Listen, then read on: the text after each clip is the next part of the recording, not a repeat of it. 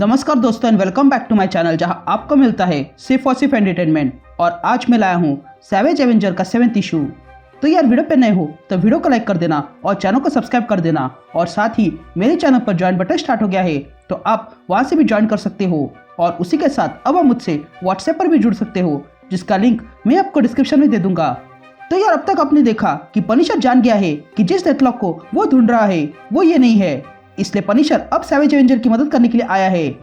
लेकिन तभी savage Avenger पे कोई अटैक कर देता है और तब पता चलता है कि वो अटैक करने वाला प्राइम डेथलॉक है जो कोई और नहीं बल्कि अल्ट्रॉन है। तो अब आगे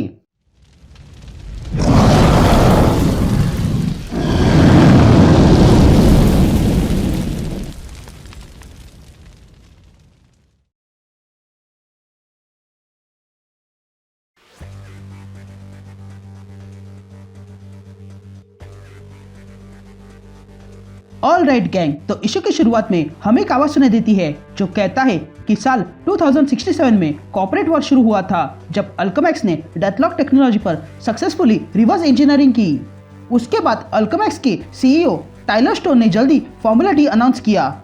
यह फॉर्मूला दरअसल में नैनो टेक्नोलॉजी सॉल्यूशन था जो किसी भी इंसान को डेथलॉक बना सकता है। उसके बाद टाइलर ने इस फॉर्मूले से अपने कुछ सोल्जर्स बनाए।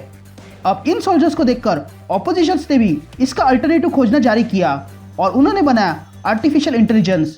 पहले तो इन लोगों को लगा कि ये लोगों को बनाकर दुनिया की भलाई की है, लेकिन ये उनकी सबसे बड़ी गलती थी क्योंकि साल 2099 के आने तक डेथलॉक ने 75% इंसान का सफाया कर दिया था। और ये सब उस आर्टिफिशियल इंटेलिजेंस के कारण हुआ जिसने इन डेथलॉक को अपने हाथ में लिया और वो था अल्ट्रॉन। और फिर उसने मशीन एम्पायर खड़ा किया। उसके बनाए हुए डेथलॉक उसे प्राइम डेथलॉक कहते हैं, पर दुनिया के लिए वो अब भी अल्ट्रॉन है। तभी हम अल्ट्रॉन को देखते हैं जो एक गार्ड का गला पकड़ता है और उससे पूछता है कि वो लोग हमारे डिफेंस में कैसे घुस गए, जिस पर वो आदमी कहता है कि उन लोगों ने स्टेशन पर डायरेक्ट अटैक नहीं किया है बल्कि वो तो साइबर स्पेस के थ्रू यहाँ आ गए। ये कहते ही हम देखते हैं कि वहां पर सैवेज एवेंजर ने अटैक किया था। तभी हमें फीवर नाम का एआई दिखाई देता है जो अल्ट्रॉन के लिए काम करता है और तब उसे सैवेज एवेंजर के आने की खबर मिलती है और तब वो इन सैवेज एवेंजर को रोकने के लिए अपने सोल्जर्स भेजता है।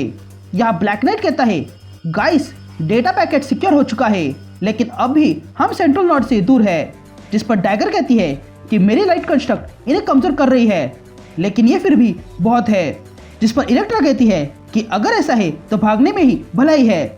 यहाँ क्लोक वेनम और वेपन एज से कहता है यहाँ आ जाओ। यह कहते हैं क्लोक वहां पे उन सोल्जर्स पे अटैक कर देता है। यहाँ वेपन एज और एंटी वेनम मिलके काफी सारे सोल्जर्स को मार गिराते हैं। तो वही उन सोल्जर्स का लीडर देखता है कि उनके कनेक्शंस टूट रहे थे क्योंकि वो कनेक्शंस पनिशर ने तोड़ दिए थे। तभी उन सोल्जर का लीडर पनिशर से पूछता है कि तुमने मेरे सर्किट के साथ क्या किया, जिस पर पनिशर कहता है कि जब तुम लड़ने में बिजी थे तब मैंने तुम्हारे सिस्टम हैक कर दिए और वो सारे सिस्टम बंद कर दिए। यह कहते ही पनिशर उनके सिस्टम बंद कर देता है।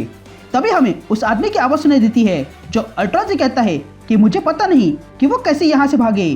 तो वही हम सैवेज एवेंजर को देखते हैं जो पोर्टल खोल देते हैं और तब माइल्स कहता है कि हम सेंट्रल नोड की ओर है और अगर हम लकी हुए तो ये हमें घर भेज सकता है।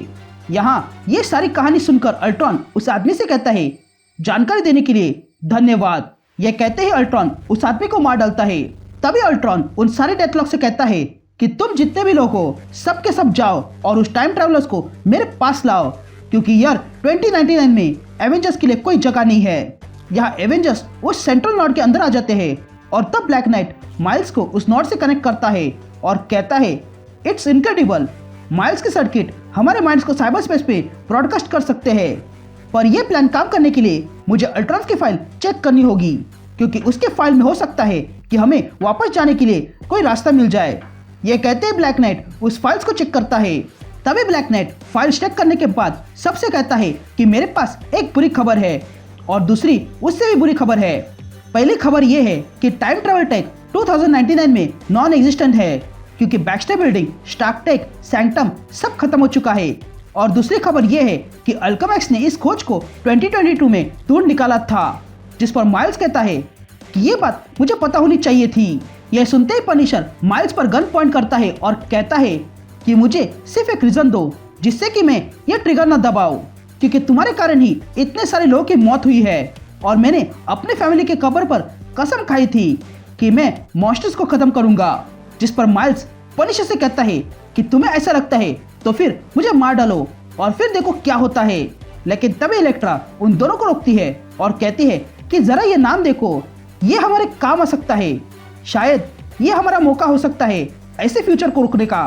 फिर सीन शिफ्ट होती है और हम एक पहाड़ी एरिया देखते हैं जहाँ पर अल्ट्रॉन ने प्रिजन बनाया था उन लोगों के लिए जो उसके खिलाफ गए, और उस प्रिजन की देखभाल मोडॉक करता है जिसे अल्ट्रॉन ने डेथलॉक की टेक्नोलॉजी से बनाया था और अब वो जाना जाता है डेथ डॉग के नाम से। तभी हम देखते हैं कि ब्लैक नाइट वहाँ पर कैदी बन के आया है और उसके साथ बाकी के लोग आए हैं और माइल्स उन डेथलॉक में से एक बन के आया है। तभी माइल्स बाकी के डेथलॉक से कहता है कि मैं डेथलॉक हूँ और मैं अपने साथ कुछ प्रिजनर्स लाया हूँ। ये कहते ही बाकी के डेथलॉक माइल्स को स्कैन करते हैं और फिर Miles, Elektra, Black Knight, Cloak अंदर आ जाते हैं। तो वही हम देखते हैं कि वेपन एज, डैगर और एंटी वेनम डेथलॉक की टेक्नोलॉजी से गायब होकर अंदर आ रहे थे। तभी अंदर आने के बाद अचानक से सारे डेथलॉक माइल्स को डिटेक्ट कर देते हैं, लेकिन तभी माइल्स देखता है कि उसका हाथ ग्लो हो रहा था और तब वे सारे डेथलॉक माइल्स, इलेक्ट्रा, क्लोक और ब्लैक नाइट पे अटैक कर देते हैं। यहाँ मोडॉक जान जाता है कि उसके प्रिजन में कोई घुस गया है, लेकिन तभी वेपन एज, एंटी वेनम और डैगर उस पर अटैक कर देते हैं। यहाँ माइल्स, इलेक्ट्रा, ब्लैक नाइट और क्लोक मिलकर उन सारे डेथलॉक को मार गिराते हैं, लेकिन तभी उन्हें रोकने के लिए वहां पर जिक्सॉ आता है जो दरअसल में पनिशर का विलन है। यह डैगर बाकी सबसे कहती है कि मैं सुपर विंग में जा रही हूँ, तब तक तुम इस मोडॉक को निपटा देना। तो वही वेपन एज और एंटी वेनम मोडॉक पे अटैक कर देते हैं। तभी मोडॉक इन दोनों से कहता है कि तुम्हारे वार बेकार है। यह कहते ही मोडॉक उन दोनों पे अटैक करता है और कहता है कि अब मैं देखता हूँ कि तुम दोनों का रेज आपस में बदल दिया जाए तो क्या होता है। यह कहते ही हम देखते हैं कि क्ले के पास फ्लैश का रेज आ चुका था और वेनम के पास वेपन एच का रेज। ये देखकर एंटी वेनम फिर से मोडॉक पे अटैक करता है। यहाँ जिक्सॉ माइल्स पे अटैक कर देता है और तब उन दोनों के बीच लड़ाई शुरू हो जाती है, लेकिन तभी जिक्सॉ माइल्स पे भारी पड़ने लगता है। तभी इलेक्ट्रा ये देखकर ब्लैक नाइट से कहती है कि मैं माइल्स की मदद करने जा रही हूँ, जिस पर ब्लैक नाइट इलेक्ट्रा से कहता है कि हाँ, जाके उसकी मदद करो ताकि मुझे थोड़ा और टाइम मिल सके। ये कहते ही इलेक्ट्रा उन डेथलॉक को मारते हुए आगे बढ़ती है। यहाँ जिक्सॉ से लड़ने के बाद माइल्स बहुत ही डैमेज हो चुका था और तब जिक्सॉ ब्लैक नाइट पे अटैक कर देता है, लेकिन ब्लैक नाइट जिक्सॉ को 50,000 वोल्ट का झटका देता है, जिसके कारण जिक्सॉ पूरी तरह कमजोर पड़ जाता है। तभी ये देखकर ब्लैक नाइट कहता है कि बैकअप प्लान इस्तेमाल करने का समय आ चुका है, तो क्लॉक जल्दी से ट्रोजन हॉर्स को बाहर निकालो। ये कहते ही क्लॉक अपने अंदर से पोर्टल खोलता है और उसमें से पनिशर बाहर आता है और वहां के सारे डेथलॉक पे फायरिंग कर देता है, लेकिन तभी पनिशर के सर में तेज दर्द होने लगता है जो मोडॉक ने किया था। और तब मोडॉक एंटी वेनम और वेपन एज को बंद करके रखता है और कहता है कि तुम लोगों ने अच्छा डिस्ट्रैक्शन किया, लेकिन मेरे ऊपर ये कोई काम का नहीं है। तभी मोडॉक माइल्स को देखता है और कहता है तुम गद्दार हो, मैं तुम्हें नहीं छोड़ूंगा। लेकिन तभी माइल्स का हाथ फिर से ग्लो होने लगता है और तब माइल्स उसी हाथ से मोडॉक को जोरदार पंच मारता है, जिसके कारण मोडॉक का सिस्टम बिगड़ जाता है।